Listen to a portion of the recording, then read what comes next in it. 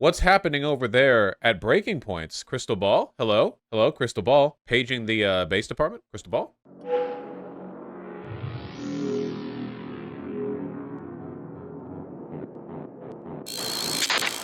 Only thing that Cornel West, Dr. West, who I love, admire, respect, whose politics I almost wholly and completely share, I think effectively the only thing that his campaign will accomplish is number one, helping to reelect Donald Trump, and number two, hurting the left. Because ultimately, you know, there's just a poll that came out that showed Biden and Trump basically tied in a head-to-head. You throw Cornel West in, and Trump is winning by like 5 points. And the margin is just exactly the amount that Dr. West takes away from Joe Biden. Now, listen. To be clear, I don't actually think that Biden and Trump are neck and neck. I've talked about this before. I just don't think that's the case. It's fully on Joe Biden that he needs to do more to appeal to potential Cornel West voters, but let's live in the land of reality of how this is going to work out. Also, Biden is now the most pro-union president in at least a century, and I think a fair argument could be made for ever. The recent changes with the Board of Labor and the NLRB are seismic. They're not going to do that. Dr. West will take some percentage, relatively small percentage, away from the Democratic total, and it makes it easier for Donald Trump to get elected. So if your priority is reelecting a Democrat, and if you believe, as I do, that Donald Trump and Joe Biden are not equivalent, that Joe Biden has been better in particular on economics, but also with things like the withdrawal from Afghanistan, then yeah, I think a third-party effort makes... I think it's funny that, like, even though everyone...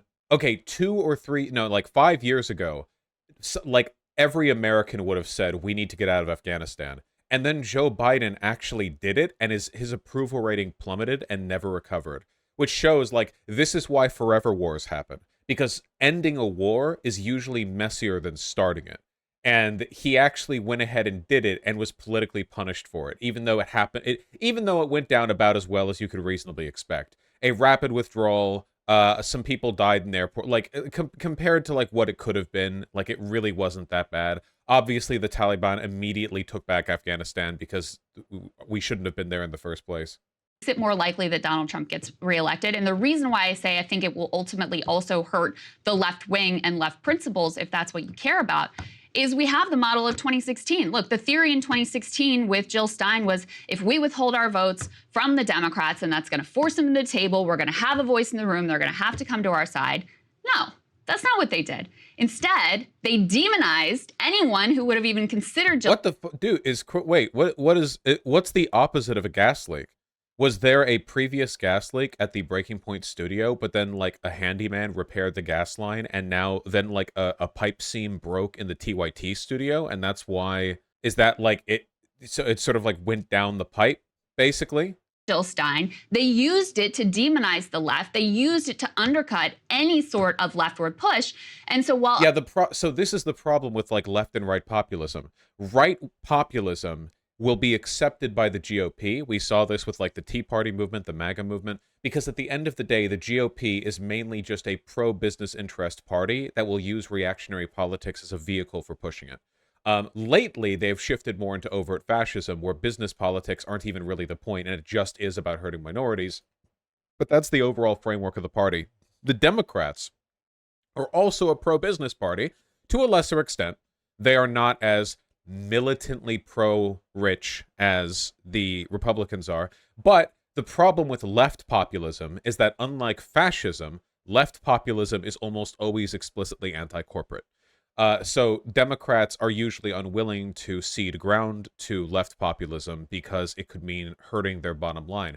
Now, what's interesting about this, and what shakes the dynamic up a little bit, is that Joe Biden has been doing a lot of anti-business stuff lately. These union decisions, the NLRB decisions, corporations are not happy with this one, folks. Not even a little bit. Now, what this suggests to me is that Joe Biden, who is not a socialist, is taking advantage of a weakness in the GOP. This is my personal guess, and I don't know it for sure, but this is my personal guess, okay? I think that more and more business leaders are growing uneasy with the state of the GOP.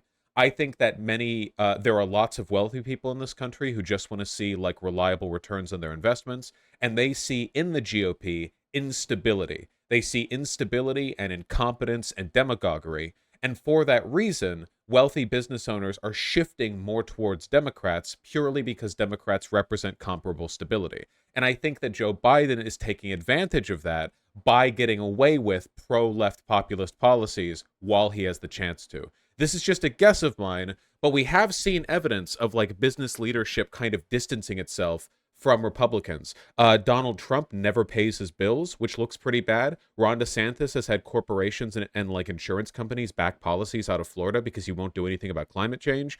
Like we've seen shifts. Peter Thiel stopped funding candidates. He's a billionaire. Like we've seen shifts here, and I think maybe the fascists aren't competent enough here. I don't think they're doing it fast enough, and I don't think they're doing it competently enough. And I think they're spooking the business class a little bit, which might give which might give Joe Biden a little bit more leeway. Does that make sense? Do you understand what I mean? Like the leverage being Joe Biden can point at the right and go, "Hey, listen, Jack, it's me or you, but if you're with me, you're taking these union deals." You know, like that kind of thing. How long do you think Biden could get away with this? It really depends on whether or not the GOP wins or stabilizes. But if they don't win and don't stabilize, then he might be able to get away with a lot for a long time.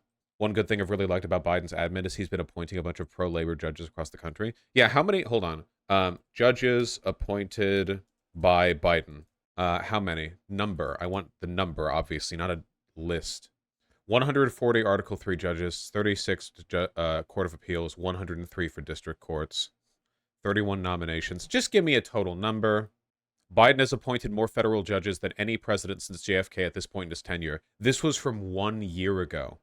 So 1 year before now, on the first term of his presidency, he had already appointed more than like anyone. Those are literally record numbers. Yeah, no. Like it's huge, you know? But this is on the list of stuff that like lefties don't really talk about that much. And for the most part, like, you know, this is still leaning towards the incremental side of things, but yeah. Do you think the motivation for Joe to be leaning a lot more pro-workers because election time is coming up again? Yeah, well, yeah, generally speaking, presidents tend to get more based and red-pilled when election season is coming up. We'll see. I would love to imagine that theory of the case would work out. We've seen the reality, and that is not what happens. Now, the place where I profoundly disagree with Bernie Sanders is on his orientation towards the Democratic primary. And there's another section of this where he gets asked specifically about the Democratic primary, and he says, no, I think we need to unify behind Joe Biden because that will be what helps to defeat Donald Trump. I do disagree with Bernie on that one. Bernie Sanders just can't risk being, like, oppositional. Well, that's exactly the argument that was used against Bernie Sanders himself. Yes. Both in 2016 and again in 2020. Yeah, I disagree with Bernie Sanders on that one. I think that's a little bit cucked. I do think we should have had a proper Democratic primary. I feel like a lot of lefties want things to change really fast, but that's not really realistic. Change that happens quickly is realistic, okay? But normally, it's like a construction project. When big changes happen to a construction project very quickly, it's usually because somebody broke something. To build something takes a lot more time and effort. And even then, big changes can happen quickly, but you need to set things up for it, you know? You need to make sure the conditions are well established. I think Bernie agrees, but he wants to not be controversial. Yes, I agree. I think that Bernie's kind of locked himself in as like the unity candidate here. How much do you think Bernie hides his power level? Bernie's a proper socialist. There's plenty of evidence if you look at like earlier points of his career that Bernie Sanders is like a full-on actual like proletarian state, own firearms to upseize the bourgeoisie, like, you know, critical support for our comrades overseas, like that kind of socialist, you know? But he's been pretty smart about how he presents himself in American politics, and I respect him a lot for that.